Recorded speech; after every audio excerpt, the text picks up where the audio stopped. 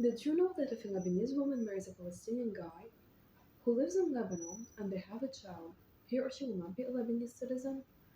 The Lebanese nationality law, the Decree Number 15 of 1925, states that citizenship is passed primarily through the father. This means that children of Lebanese fathers are granted citizenship regardless of the citizenship of their mothers, while children of Lebanese mothers are not eligible for the citizenship unless their father holds the Lebanese nationality. While Lebanon does recognize dual citizenship, unless the children's father is deceased and the mother has been naturalized, a Lebanese woman cannot automatically pass the citizenship to her children. The current law can create situations of statelessness for children born to foreign fathers, as they may not be granted the citizenship from both parents. Foreign spouses of Lebanese men can apply for citizenship after 1 year of marriage, whereas this right is not extended to foreign spouses of Lebanese women. Lebanon's nationality law calls for the discrimination against women, depriving them of their full human rights as citizens equally to men. In the case we are discussing as an example, the child will not automatically acquire the Lebanese citizenship except in very limited circumstances, such as if the father is unknown or stateless. Regardless of the fact that he or the mother are born in Lebanon, the child will not be Lebanese. The kid will be considered Palestinian under INRWA registration and will most likely be registered with the Palestinian Refugees Department in Lebanon and possibly with INRWA if the father is already registered.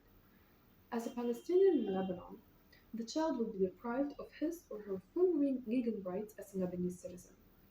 He or she would face legal and employment restrictions, including being barred from many professions, which might even lead to poverty often or no legal protections in the labor market. It also forbids the child from owning property in the future, including intergenerational properties, entailing the lack of housing security, and will have very limited access to public services, such as healthcare, education, or social security services that are available to Lebanese citizens. He or she would also be ineligible to vote and participate in civic and political life. The child's only path to Lebanese citizenship is being granted one by presidential decree, which is extremely rare. This law reflects systemic gender inequality and creates a second class status for women and limits their autonomy in family and marriage choices.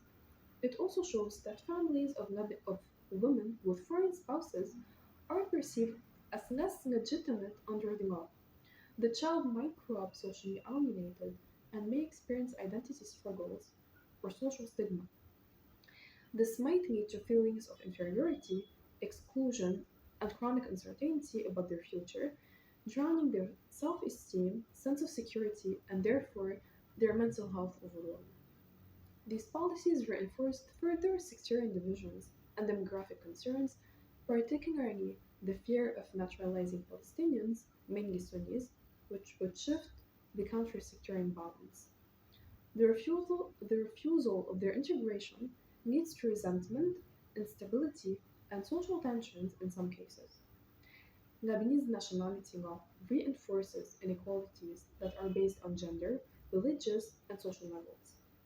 The impact of the citizenship law is lifelong: lack of belonging, minimized opportunities, and psychosocial repercussions. It is time to treat Lebanese women as equals to their male counterparts and to grant them the full right to pass on their nationality to their children.